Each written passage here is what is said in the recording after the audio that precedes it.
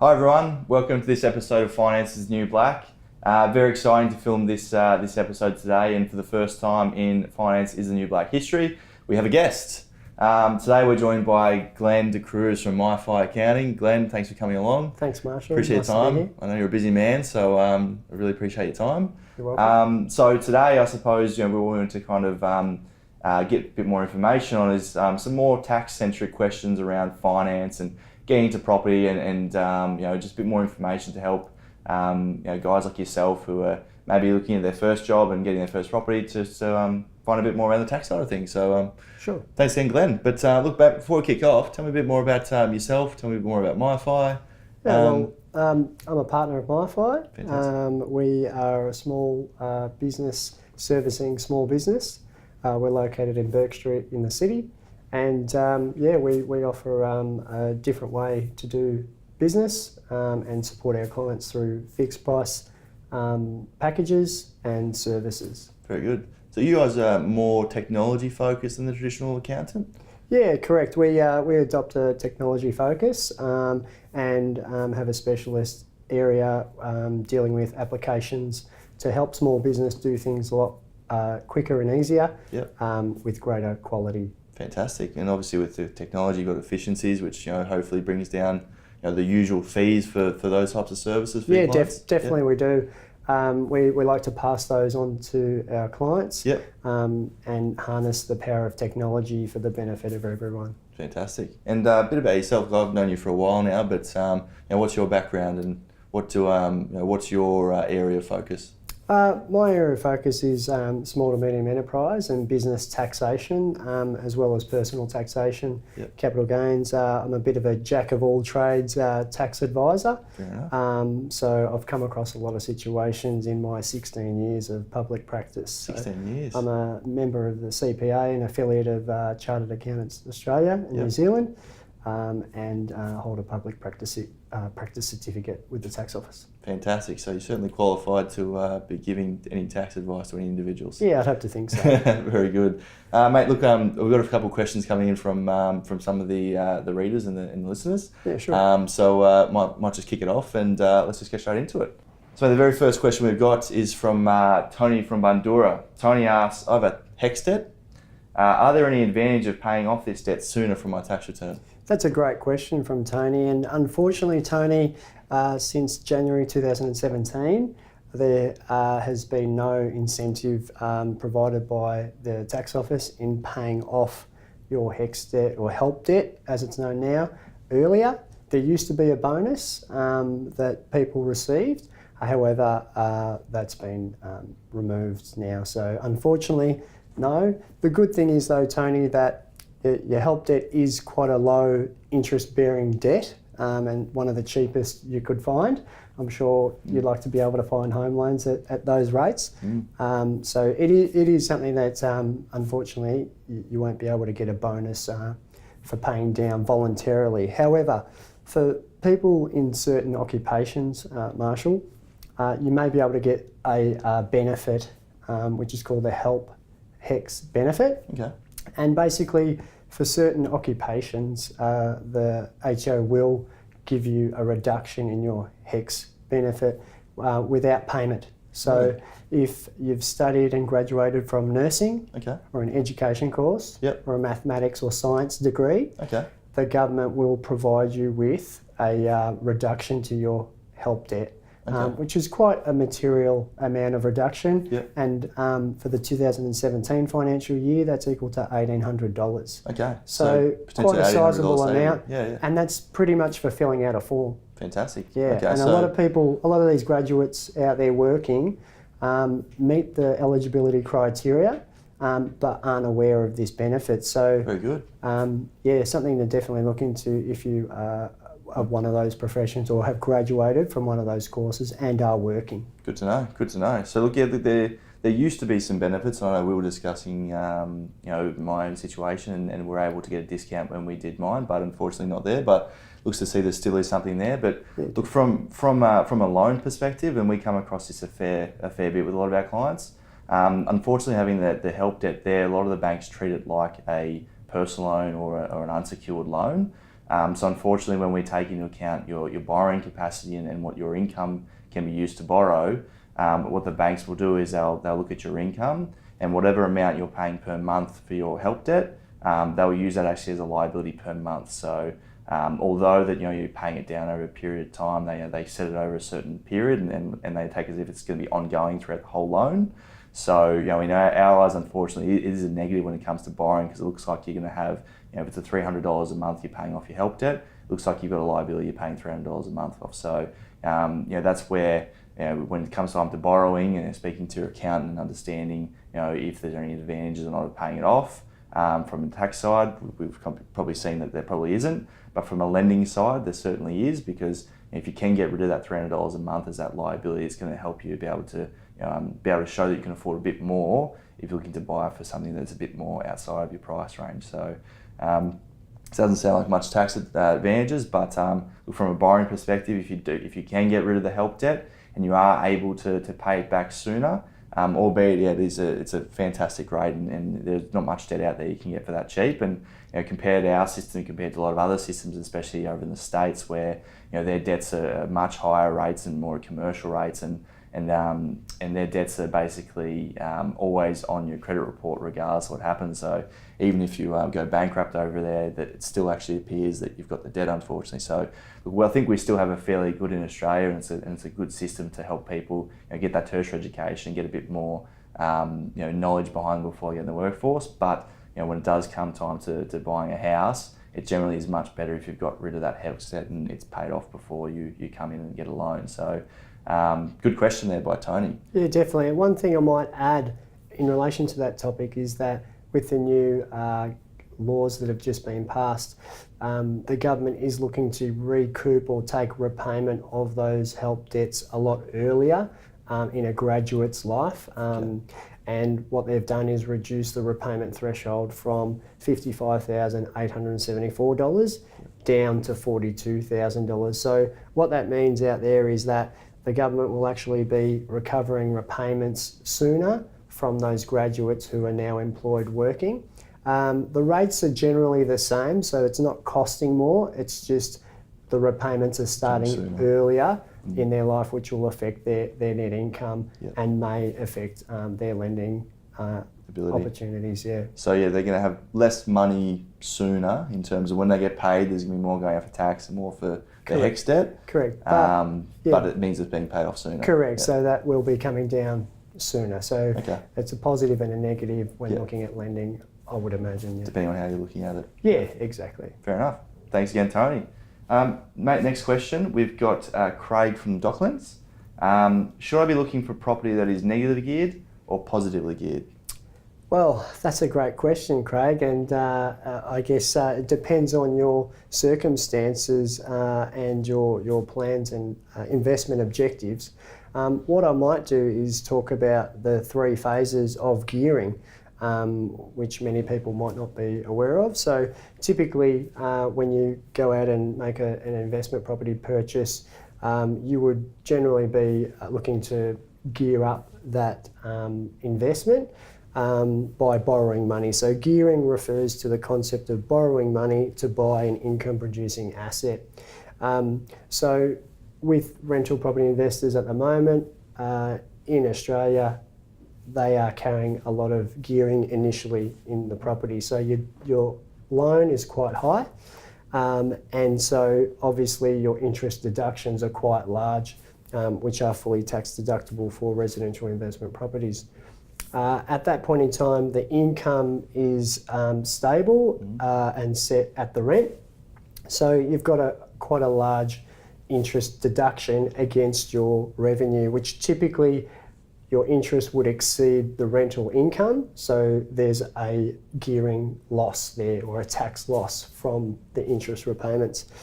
That then, that deduction then comes off your taxable income, typically your wages and salaries that you earn, and therefore produces a tax benefit in terms of a refund, a tax refund. So negative gearing generally occurs in the early stages of acquiring an investment property and having quite a large loan with a lower rental yield on that property. Yep. As the loan gets repaid down and your rent increases, the gearing status moves from negative into a neutral phase. And this means that the interest expenses are equaling the rental income. So you're not really out of pocket in terms of rental income and interest expense. They're kind of matching each other. And I call that the neutral phase, where the property's not really costing you any money each month. Then the final phase is the positive gearing. So once again, reducing that loan pretty much to zero, rental income keeps increasing. So now you have a situation where money is actually building up in your bank account, and the income is so much that it's covering all the costs and more, creating a positive gearing situation. So opposite to negative gearing, positive gearing actually creates a taxable income over and above your salary and wages. So you would expect a tax bill on that extra income you're earning from your rental property investment portfolio. Okay. So just to recap on that, you've got negative gearing where the interest costs on the loan to buy an income producing asset are quite high and not enough to cover your rental income. Then you've got neutral gearing where the rental income meets or equals the interest expense. Then you've got positive geared where the rental income more than covers your interest expense each month. So, in answering his question, I think he's looking to that, the negative gearing at the moment is obviously very topical, and there's a lot of conjecture out there around, is negative gearing the reason why properties are so unaffordable, given a lot of investors are getting this, so-called free kick. So, my question to you, personal advice, should there be negative gearing or should they remove it? That's a great question, and I think there's obviously pros and cons. Personally, I can see what the government are trying to do in terms of improving housing affordability for people to be able to buy and live in homes. So I think the measures taken by the tax office in reducing the tax incentive for purchasing property for those investors will be effective in creating more housing affordability for people out there to buy their first home.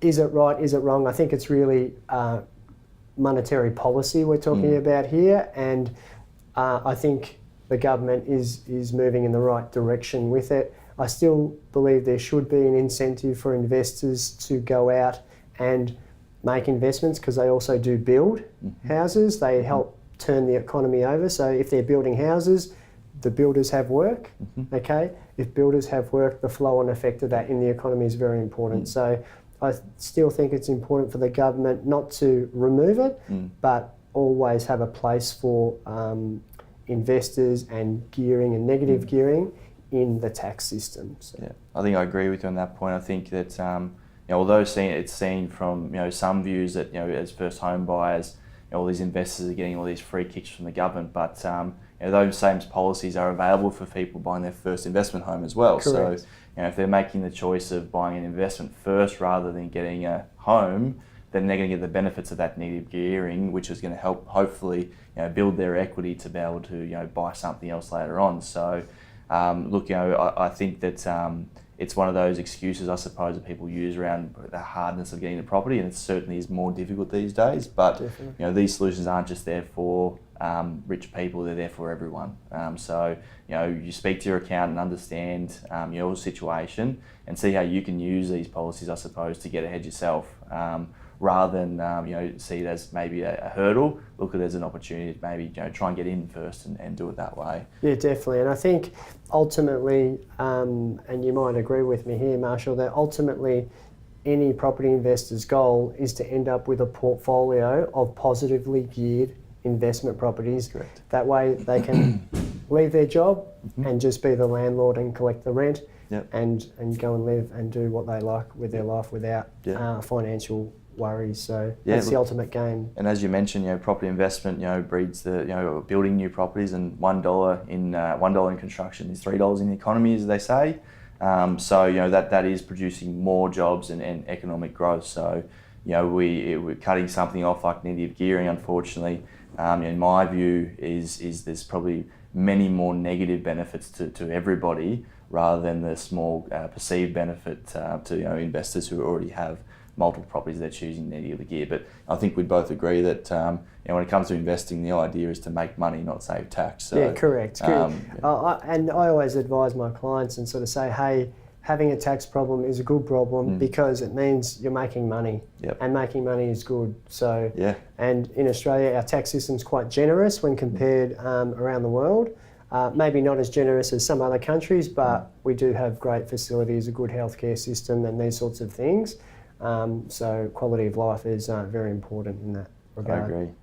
So we've got another question from one of the viewers. We've got Danny from Seddon has written a question. So she's asking around the new changes with depreciation that came out in the budget, which is quite timely. Yeah, sure. What are the impacts on investors with these changes? Yeah, well, that's a great question actually from Danny. And based on the new legislation, which is effective from the 9th of May 2017, depreciation claims will be reducing for all investment property purchases. This is going to apply or restrict deductions to only the building cost write-off, which is mainly focused around the construction costs of the building. And it basically means that typical things that were able to be claimed, such as depreciation on carpets, hot water services, fridges, any fixtures and fittings that can be removed from the property will no longer be tax deductible. So how much are we talking about it though, as a rough percentage of what they used to be able to claim and what they can claim now? What difference are we talking about? Look, it is different for each property, but typically my figures tell me up to 60% of deductions will be lost as a result of the new measures, which is a significant impact to property investors in the residential space. So this only applies to residential property investments, which is important. Commercial properties are unchanged. And it takes effect from the 9th of May 2017.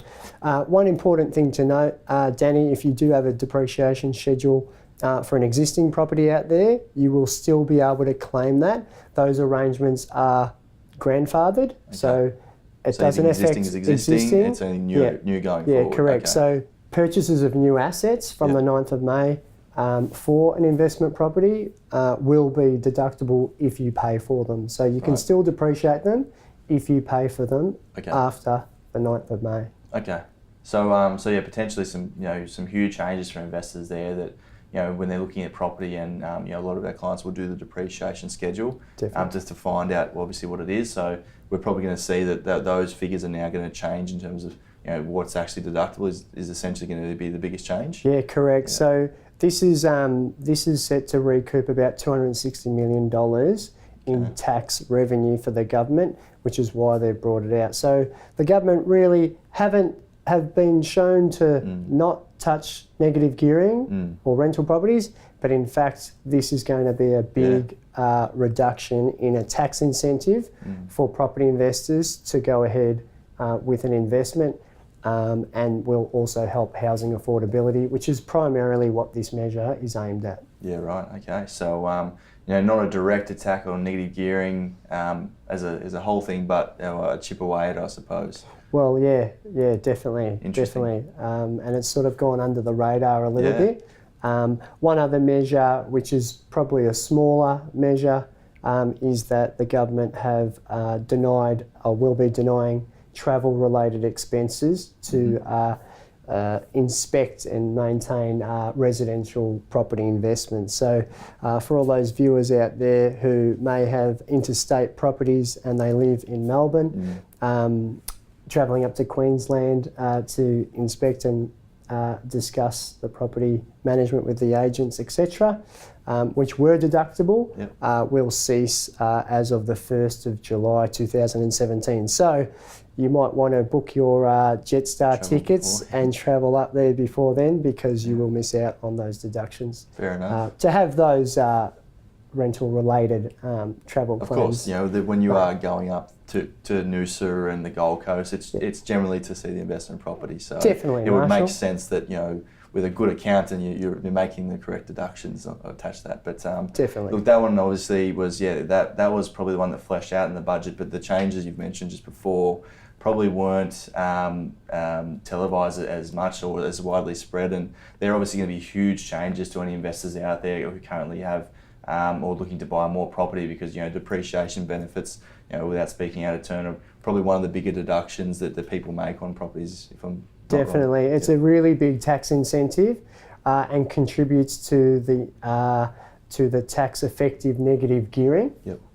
So now that's according to my calculations, will be halved, if not more, and quite a significant impact to the taxpayer. Fair enough. Very good.